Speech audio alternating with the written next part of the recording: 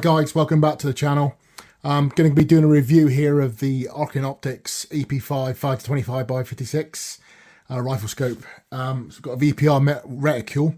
I will get into all that in a minute, but full disclosure, this scope was sent to me by Arken Optics Global, which deal with Arken Optics Global clients. So in the last year or so, these scopes, Arken Optics, have been introduced into the UK. It's a brand that I've wanted to try for some time. Seen a lot of American shooters give it good thumbs up, rave reviews. It's a budget price scope. I believe this is around, retails around about £800. It did drop down the other week to $499, but at the moment they're not in stock anywhere. But if you click on my link in the description that I've got on this review video, you will see a link that will take you to the Arken website, and by the time this video is up, they should have stock. So starting at the back here, we've got the ocular lens focus. Now, unlike a lot of scopes, this is quite a lot of resistance to turn, which I think is a very good thing, because you're not going to move it once you've got it set to your eye and everything. You don't want to be putting it in your gun slip or your gun bag or whatever, and then taking it out or in hide and moving it about and then losing your focus right at the time when you need it most. Going forward, we got the zoom collar, same again, nice and stiff. That's just the way I prefer my rifle scopes to be. Yes, you can fit a throw lever on here, but I find that it's tactile and grippy enough, even when using gloves, to adjust it. It's a 34mm body tube on this one, so it's going to let a lot of light through. I've got it set up to my FX mounts, no limit mounts. Moving here, you've got the turrets. Now, this is a real good point that I really like on this scopes. You've got some nice, big, fat, chunky turrets for nice, chunky, fat hands. Very positive with the clicks. If I just shut up talking for 2 secs. And then, there, you can go back to the zero stop, which I will show you how to work that in this video. But I've used a lot of scopes that have the built-in zero stop, but this literally will come to a stop. And what I really like about it, I can't show you from this angle, but if you've set your turret to 0, that is exactly where it bloody stays. None of this, oh, it's a little click to the left or a little click to the right, like you do get with other scopes of the same price bracket. Not with these. That is a feature that I really love on these scopes, and that is my honest opinion on that. So setting that one back, 56mm objective lens.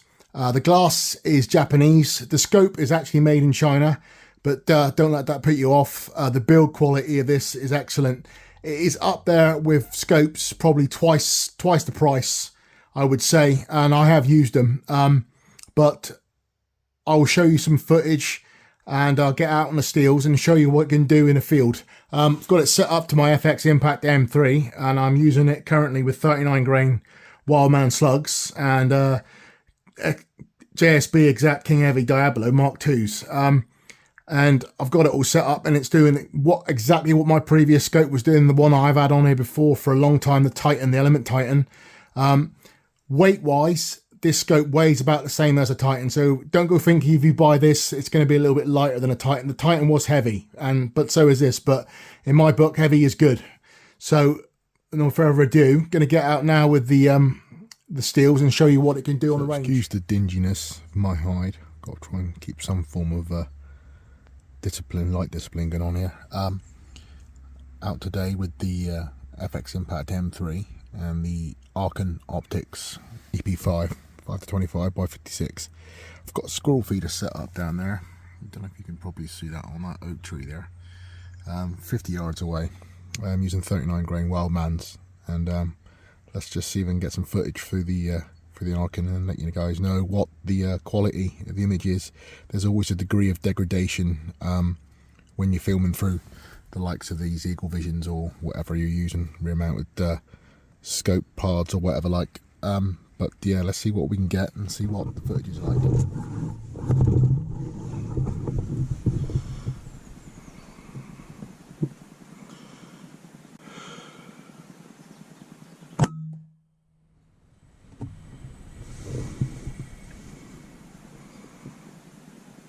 Dead.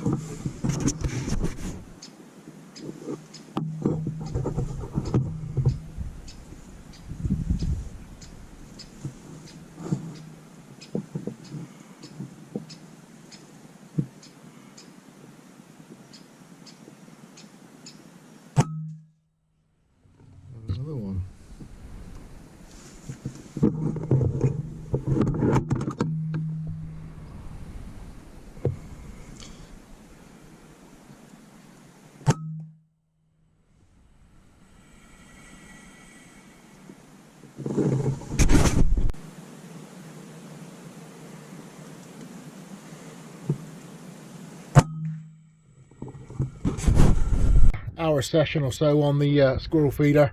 Second time I've shot it, but main thing today is about this Arken Optics EP5. So the first things I do really love about this, and I said earlier, is the turrets. Now currently dialed in there at about 7 clicks from the zero stop. My zero is 25 yards. I've got a, I don't know if you can see out there, but probably there's a spinner there. You'll see through the Eagle Vision.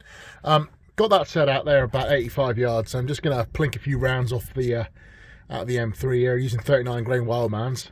But I need to keep saying that the turrets on this is absolutely brilliant. I've now had this scope now for the last 3 weeks or so, and I've used it several times. The turrets are better than, well, I will say better than a lot of scopes, better than anything I've used myself in this price range. There's your zero stop there. Go back to 1, 2, 3, 4, 5, 6, 7. But the actual quality of the turrets is incredible for the value of the scope. I believe these scopes are retailing about $850. They've dropped down to $499. They might be a new range coming out. That's why they probably dropped the price. There was a Black Friday deal going on. But again, moving back here, the actual zoom collar as well, very stiff. I'm thinking about getting some fishing line coasters to put on there to actually be able to move this, because when it's cold, even though I do like them nice and stiff, and so they're not going to move, when it's cold it does seem quite hard to move, especially at the right moment when you've got a squirrel there or whatever you're shooting. Same with the parallax. It's all smooth, very smooth to adjust, but there's me with bare hands there, and it is getting down 4 or 5 degrees, you see. So these don't really stiffen up like other scopes do in the cold, but it would help to have something on there. The glass, it's a Japanese glass, Chinese made scope. I believe the Element Optics line of scopes, they have the same sort of thing. They're Chinese made. The glass quality is as good as my Titan, and I do love my Titan, but with this I'm seeing very similar to quality of what I'm getting with those scopes there. But I would say I think the build quality of this is slightly better, but that's my opinion. As well, I found that the reticule, now it's a Christmas tree reticule. I only dial. Now if you want to use that thing there, it's very simple to use. I won't go into it too much. It's one of those things, if you use it, if you don't use it, choose a dial, then fair enough. The only point I will say with this scope that I don't like is the fact that, and it's only for us air rifle shooters, it doesn't parallax down much past 25 yards. Now that's fine if you're shooting FAC air. We generally start here about 40-50 yards, what I do, and go out to about 150. But sub 12, I would like to see for the UK market this scope or something like it to be able to parallax down to below, say, to 10 yards. The Titan does it, and a lot of other scopes do it, and I would like something like this, of this quality, to do it. So just going to fire a few rounds at that there spinner and get you to be able to see what the quality is. Like I said earlier, the degradation does occur. You're not going to get seeing what you'll get into your eye that you will get through these Eagle Vision cams or whatever rear mounted things you're using. So let's get on with that. Okay, got a set of spinners out there. They're rimfire spinners, by the way. I'll try and find you a link, but yeah, so they're rimfire spinners out about 85 yards. Just going to fire off a few rounds here just to give you a look here. Okay, so let's get one on the chamber.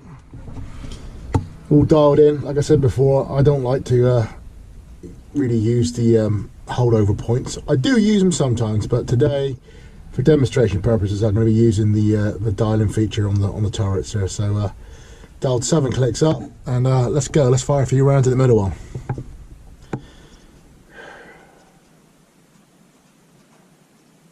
Oh, he's a little bit high, wasn't he? Oh dear. So we start, do we? There we go. Like it. A little bit there.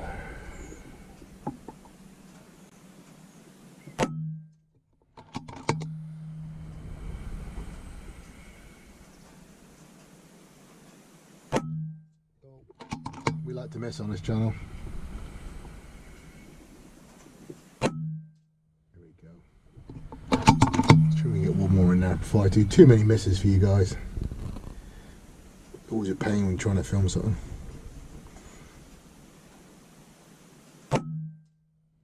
Right. So that's demonstrated. Like I said before, that there's going to be a degree of degradation, I believe that's the word for it, when you're actually filming through these prism type Eagle Vision cams or your GoPros or whatever it is you're using. I've just recently sold my PAR 007, so I've got no way of comparing what it's going to look like through this. The PAR's never really failed. I found with the element scopes, they are a little bit they don't focus very well at night, but daytime I've had no problem. But as for this, I can't comment really. So yeah, I'm gonna conclude with a few final thoughts and give you my recommendation. Okay, so that was my little take on the Arken EP5. I got to say, I've had this now for about, probably all in all, about a month now, and I got to say, I wasn't too struck when I first saw these scopes come out. It was a scope that I wanted to use, but I wasn't a case of like, oh, I've got to go and get one. But now I would 100% recommend them. And it's kind of put me in a bit of a quandary at the moment, really, because I wanted to fit this scope to my impact and then take it off and put it on maybe another rifle. But now, after using it for so long, going from using my Titan that I've had for a good 2 years now to this, I just got to say I'm pretty much preferring everything on this now, and not just because it's a new scope. So I would thoroughly recommend saying to get one if you can get your hands on one. There's UK stock in at the moment. As for the rest of the world, I don't know, but it's just these turrets, they're just great. They're just so chunky. It's what I wanted on the Titan, really. You know, they're low profile, they work, they do the thing, but you know, you can hear that, and then you hear this, you know, and you've got increment, and what really impresses me is the zero stop. When we go back to the zero stop there, right, we're bang on the money there, right? So it lines up, and if you've got a scope that does zero stop, you'll know that some scopes, some of the cheaper scopes don't do this, whereas this does. Going to the Titan, I have to have trouble getting this set up sometimes. See, he's not quite on where I've put my scope sticker, where there's a zero behind that. You can't see it. If I took it all off, you'd see better. But what I'm saying is it's not in line. You know, you do your zero stop and it doesn't work, and that really winds me up. It's not, you know, it's small change, but for a good scope, for a budget scope, and it is a budget scope, it's really, really good. So I've fitted one of these fishing coasters on, which I will say I bit the bullet and done it, because it does work a lot easier when it's cold.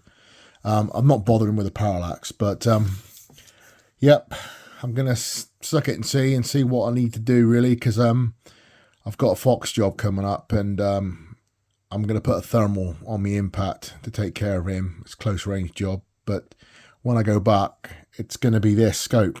So I don't know what to do with the Titan now. It's kind of like, you know, getting a new car, taking another car for a spin, and then thinking, you know what, I actually like that one. But yeah, so yeah, Arken EP5, get it. Do yourself a favour and get it.